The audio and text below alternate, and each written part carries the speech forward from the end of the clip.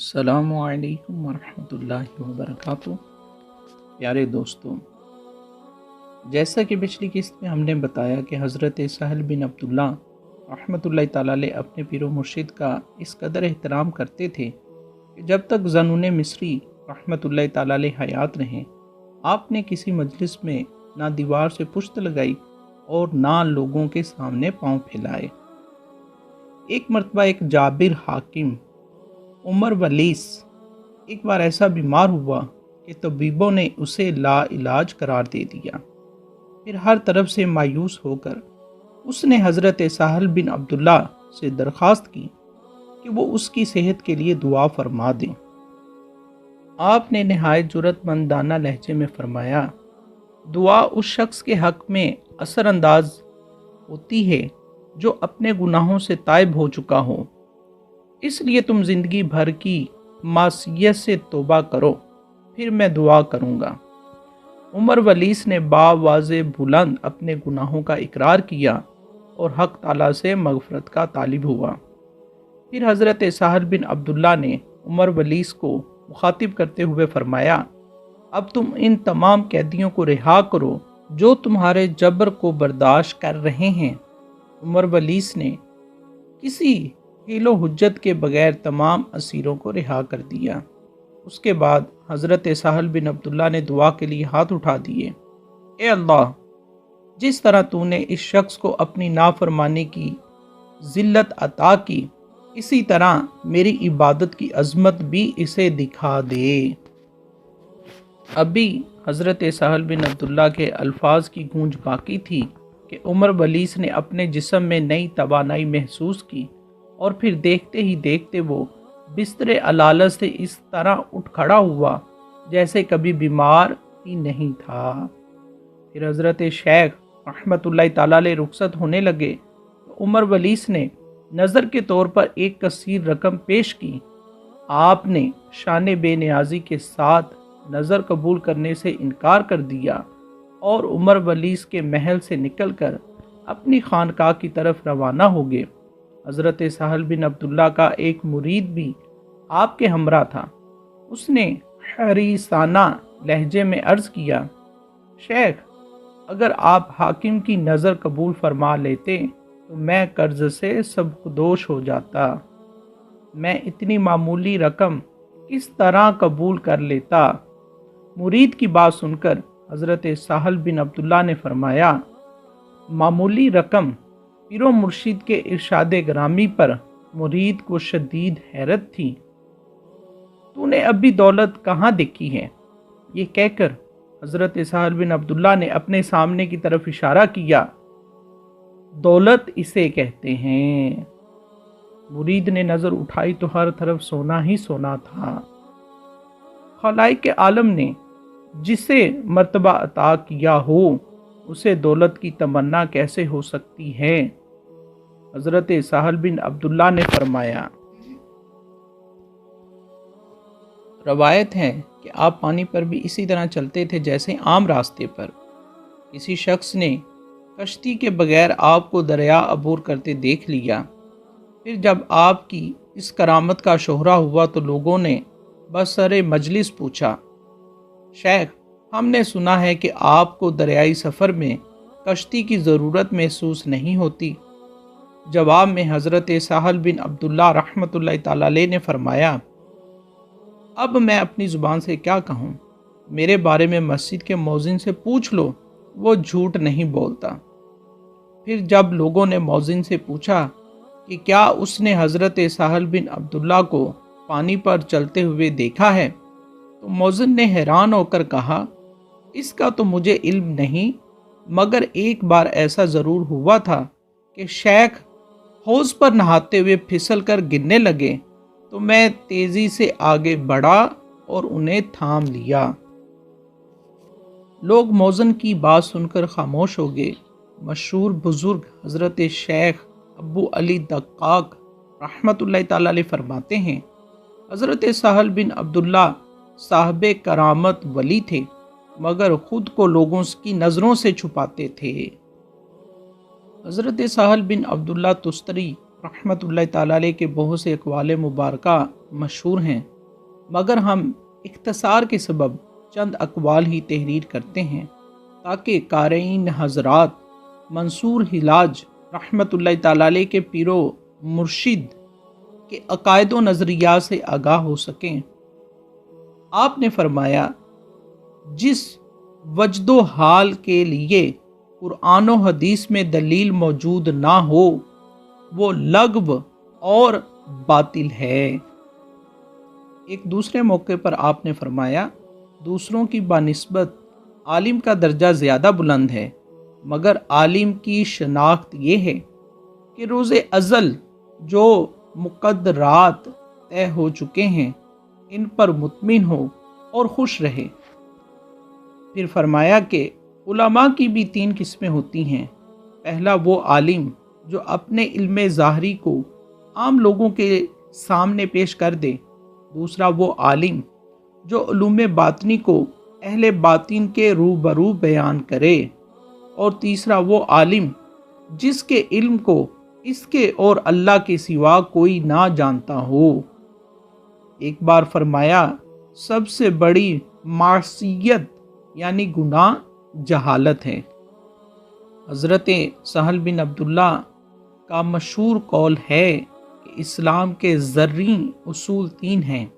Number 1، اعمال میں سرور کونین حضور اکرم صلی اللہ علیہ وآلہ وسلم کا اتباع۔ نمبر 2، رزق حلال کا استعمال۔ نمبر 3، اور افعال میں اخلاص۔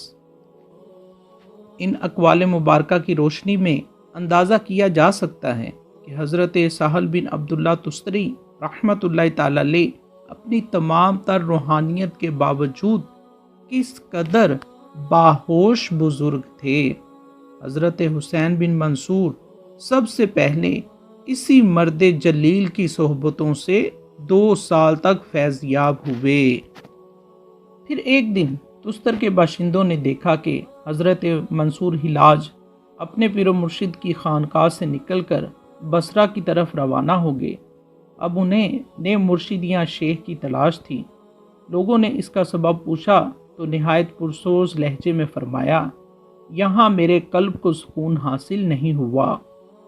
دراصل حضرت حسین بن منصور فطرتاً ایک بے قرار طبیعت کے مالک تھے، اس لیے حضرت سہل بن عبداللہ تستری رحمۃ اللہ تعالی علیہ کی صحبتوں سے پرسکون نہ ہو سکے، اور اس وقت حضرت منصور حلاج کی عمر بھی صرف 18 سال تھی۔ شاید اسی نو عمری نے انہیں کسی ایک جگہ چین سے بیٹھنے نہیں دیا۔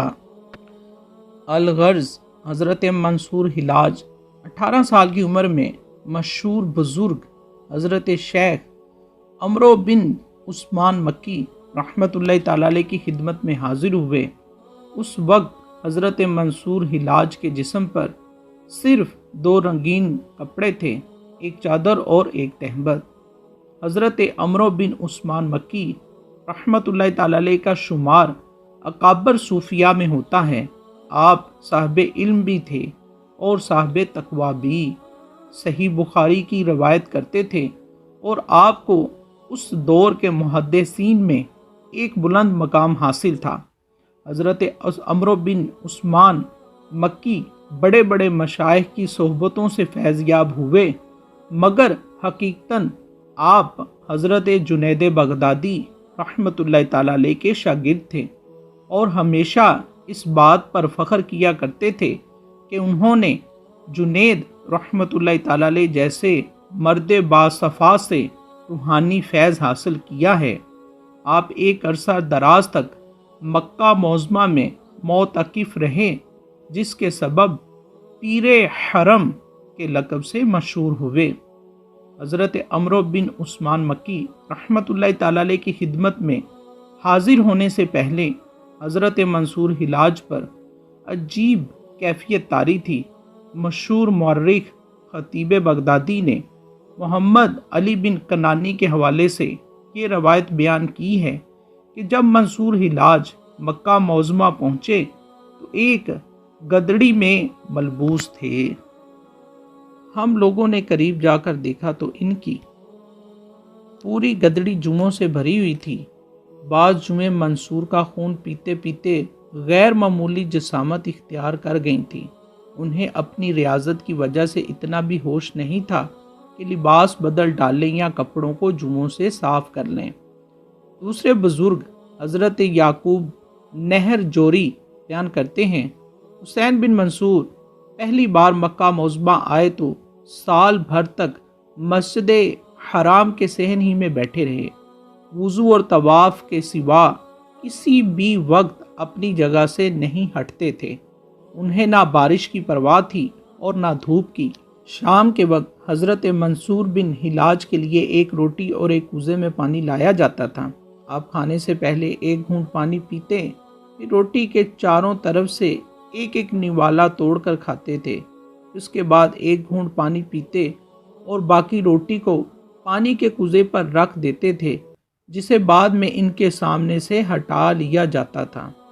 ان ریاضتوں سے گزر کر حضرت منصور حلاج حضرت عمرو بن عثمان مکی کی خدمت میں حاضر ہو کر باقاعدہ حلقہ ارادت میں شامل ہو گئے۔ بعض مورخین کا کہنا ہے حضرت منصور حلاج حضرت سہل بن عبداللہ تستری کی صحبتوں سے فیض یاب ضرور ہوئے تھے مگر بیعت نہیں کی تھی۔ اس روایت کی روشنی میں حضرت عمرو بن عثمان مکی ہی ان کے مرشد اول تھے۔ بہرحال حضرت شیخ کی اجازت سے حضرت منصور حلاج نئی ریاستوں اور مجاہدات میں مشغول ہو گئے۔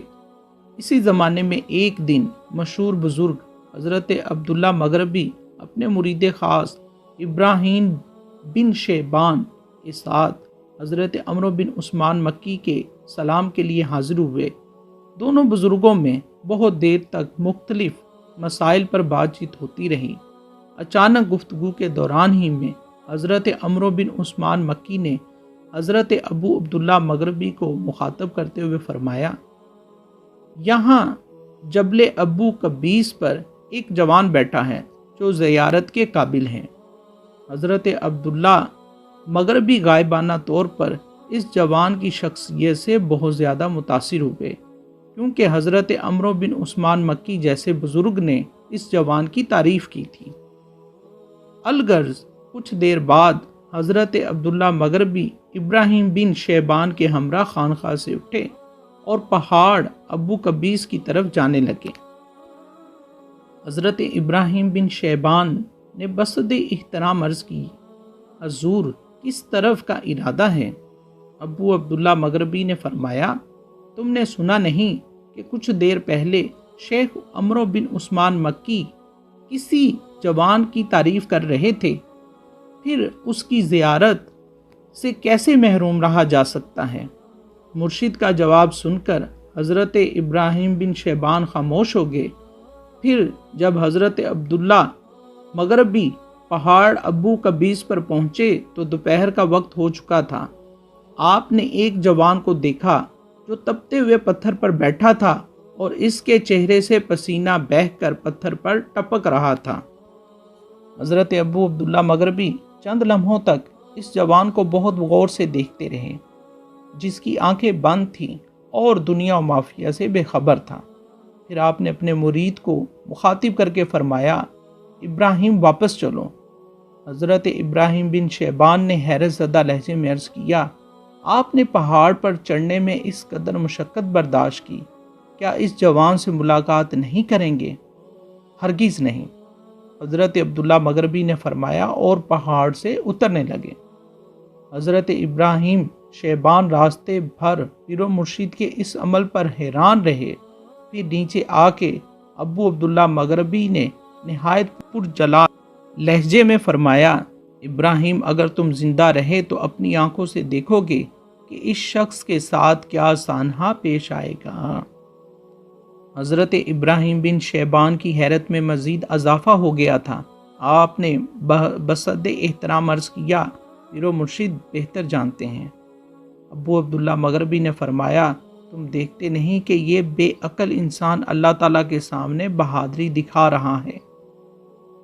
خلائق عالم نے سایہ پیدا کیا ہے اور یہ شخص جلتی ہوئی دھوپ میں بیٹھا ہے۔ اسی حماقت کی وجہ سے حق تعالیٰ اسے ایسی بلا میں مبتلا کریں گے جسے یہ برداشت نہیں کر سکے گا۔ ابراہیم بن شیبان فرماتے ہیں، دوسرے دن ہم نے لوگوں سے جوان کے بارے میں دریافت کیا، معلوم ہوا کہ وہ منصور حلاج ہے۔ پھر آنے والے زمانے نے حضرت عبداللہ مغربی رحمۃ اللہ تعالیٰ علیہ کی پیشن گوئی کو درست ثابت کر دیا، مگر اس سلسلے میں حضرت حسین بن منصور حلاج قطعاً بے قصور تھے۔